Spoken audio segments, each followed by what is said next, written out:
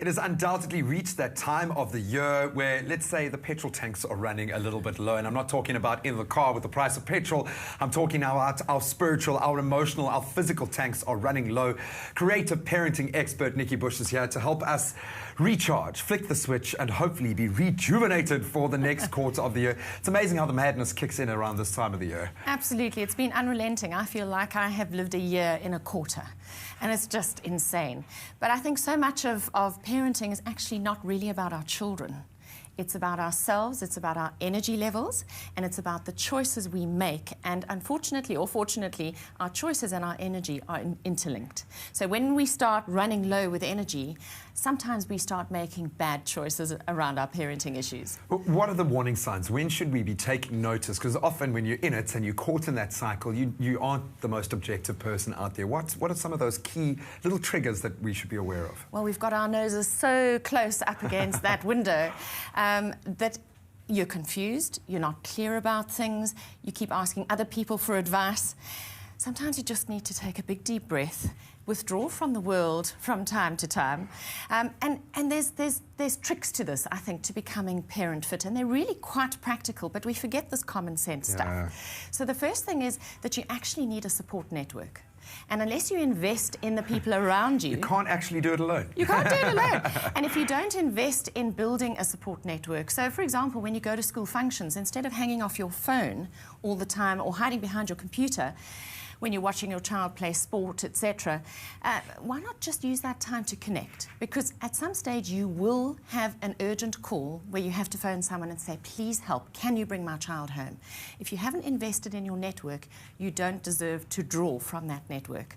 So that's the first thing. The second thing is that we carry a heavy load of emotional baggage sometimes. You know, we all have issues. No, come on. And what are you doing? Sometimes we hold on to those issues for just a little too long. And those things can run interference between us and our children. So the thing is, we need to actually download our baggage as soon as we can. Get rid of it as quickly as we can. How do we do that? It sounds great in principle. We need to find people we can talk to. So going back to having a network of friends and a support structure, do you have somebody who you can talk to, who you can offload, download to, who can help you get your perspective back? Because sometimes we're just too close to our own issues. Clearly, it's got to be somebody you trust. You don't want to hang out the dirty laundry with somebody you don't trust. But having those people in your life just makes life a whole lot easier. And then two other things which are quite sort of physical in terms of our energy. The first is we need to move, and very busy parents often don't have time to exercise. But if you're getting to school, if you get to school a little bit earlier than the time you have to pick up your child, why not put on those walking shoes and go for a walk around the school field before your child comes out of school? Or if you're there later to watch some sport, team up with another mum or another dad and go for a little walk. You know, those endorphins from exercise actually make us feel happier.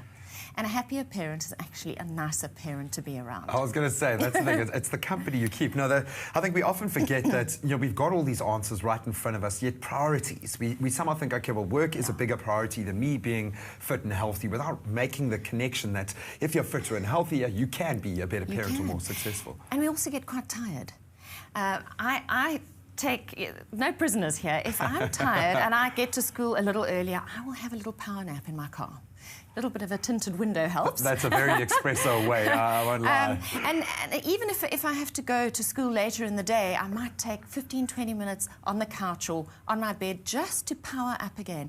A little bit of napping, power napping, can just raise those energy levels, helps you be a much nicer parent to be around, and you make better decisions as you go along. And I think a lot of this speaks to your own self-image. If you are feeling that positive response coming from your environment, from the people closest to you, if your child is genuinely looking up to you and taking from your example, that's got to feed into your own positive self-image. Absolutely. It starts with you. And if you find yourself sitting anywhere, whether it's in a coffee shop or a doctor's waiting room, with 5 minutes to spare and you're feeling a little bit down, take out a pen and paper.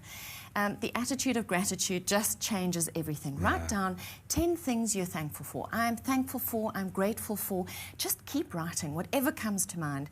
And it's amazing how that can switch your attitude from being negative into positive. And I think that if we have that positive mindset, it's contagious. Our kids pick it up too. I love that. We leave it at that very positive point. Nikki, thank you so much. Always refreshing. You help me hit my reboot button. But thank you very much. Always an absolute pleasure. Thanks, Graham. I hope you guys took something out of that. Put the brakes on right now. Hit a little reset. Do it for yourself. Do it for your kids. They feed off your energy. So make sure that you're giving off a positive vibe. And take 5 minutes for yourself as well. Believe it or not, you are worth it.